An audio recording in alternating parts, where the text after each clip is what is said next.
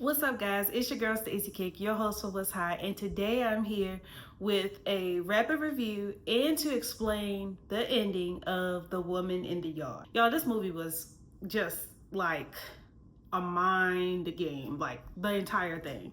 But if you guys just like kind of want to like figure this out with me, as well as just hear my thoughts and opinion about the movie, make sure you guys like, share, subscribe, and comment. And yeah, stay tuned.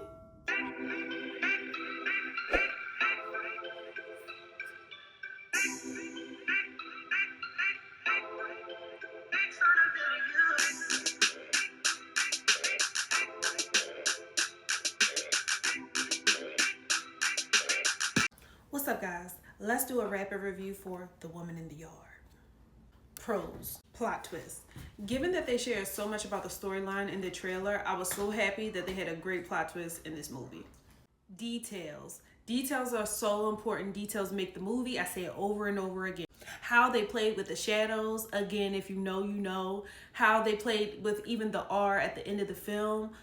Just like definitely like elevated the experience while watching the movie. It was thought-provoking. Definitely a movie that's gonna have you thinking, have you trying to figure things out. It had me researching, trying to like just put everything together. And it also had an important message. Cons, the ending. I talked to people when I was leaving the theater and people were confused. I was confused. We just needed a clearer ending. So I feel like that would have really made the message more clear and more impactful. With that, I'm going to rate this film a 3.5 out of 5 flames. Let me know what you guys think in the comments.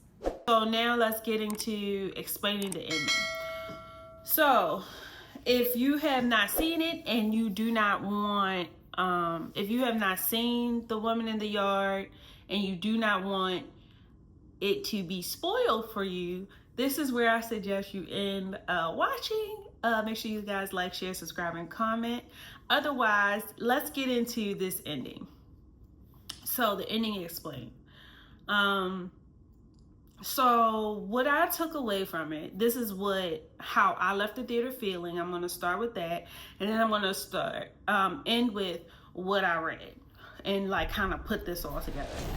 So when I left the theater, my understanding was that The Woman in the Yard and Ramona were one of the same. The Woman in the Yard blatantly states, I am like the dark corners of your mind.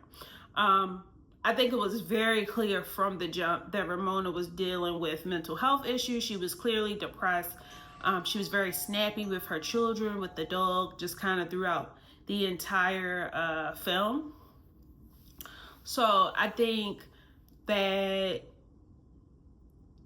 was kind of clear. And even prior to what we could tell her husband's death, prior to her husband's death, when they showed the flashback of Ramona and her husband talking, she had an attitude then. Like, she had an attitude the entire movie. She was just depressed and unhappy from the jump.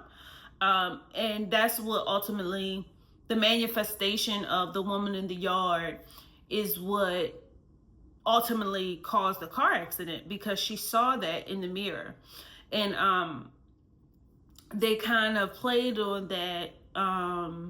When she was getting in the car, you saw a reflection about a film that had the word mirror in it, and it was like 2 R's like backwards or something, which the R's played a big role in this film as well, kind of an indicator of things. So yeah, so all right, so we get that she and The Woman in the Yard were one and the same. We get that Ramona had health issues, mental health issues, and she was just overall unhappy with her life. And upon her husband's death, it just got worse. Because she, one, blamed herself because she was the one driving, and 2, she was lying to her children about what really happened that night. And she really just, wasn't taking care of home. She wasn't really being there as a mother, because her health, her mental health was on such a decline. We got that. That's established. I don't think anybody disagrees with that. Where we get into the issue is, if they were one and the same, if Ramona and The Woman in the Yard was one and the same, right? The issue is, how did the children see the woman in the yard if it was just in her head. So I had to sit on this because it wasn't blatantly obvious to me, because I guess I'm used to a certain kind of movie, a certain kind of plot. But I watch a lot of like horror and things like that. And so my takeaway after I sat on it for a few minutes was it was a poltergeist. So like, if you guys are familiar with like the different supernatural terms, a poltergeist can be manifested from like deep or heavy grief and emotion and things like that. And that's clearly what Ramona was experiencing. So the woman in the yard was a manifestation of her intense grief, depression, and emotions. And it started to honestly manifest prior to her husband's death. And I think another key detail in this was that every morning she would wake up and say, "Give me strength." And they talked about this in the film. Give me strength. And obviously you're thinking, give me strength to get through another day. What went over my head, and I actually ended up reading it, to be honest. She, and I remember her and the woman in the yard discussing it, but I was kind of like putting stuff together in my head and I didn't listen well. But I read that like she was actually praying for the strength to kill herself. Like, Lord, give me strength. Let me do this today. Give me the strength to do this today. That's why she got rid of, now I do remember this part. She got rid of all of the bullets except one. That was supposed to be the bullet she used to kill herself. So she was just at a really, really low place in life. And that manifested into the woman in the yard. So my take on it is that it was a poltergeist that manifested because of that. They do not blatantly say that in the film, but for it to make sense to me, and like, if you aren't aware of those terms, I think if you look it up, that would kind of help things make sense a little bit more to you, about why the children could also see the woman in the yard if it was just their mom, if it was just like another part of their mom, you know what I mean? So I think that helped me, but it didn't explain, like at the end we see the kids come back. She supposedly sent them to the neighbor's house, but we see them come back by themselves, and then the dog just magically like reappears. And I'm like, okay, where was the dog the entire time? Because they definitely made it seem like the dog had died. And then why would the children, if they went to the neighbors, why would they come back, by themselves? The poltergeist part of it wasn't explaining that for me. So this is where my research comes in. And so I looked at Screen Rant, and I looked at, what's this other site right here? Vulture.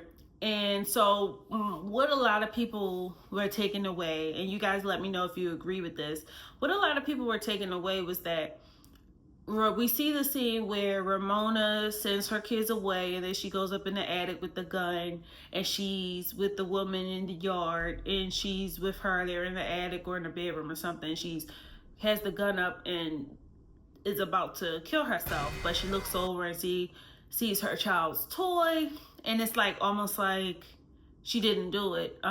They cut to like outside scenes and stuff, and it's like suddenly she's at the door, and it's like she didn't do it.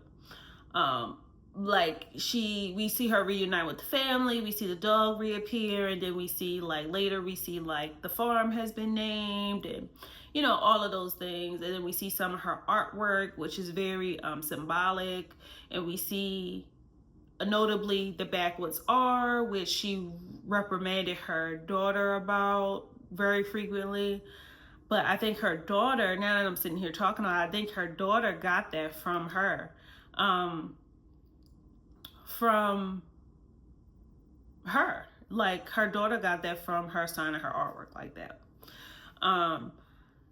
So the theory is that, yeah, it looks like she didn't kill herself, but she actually did.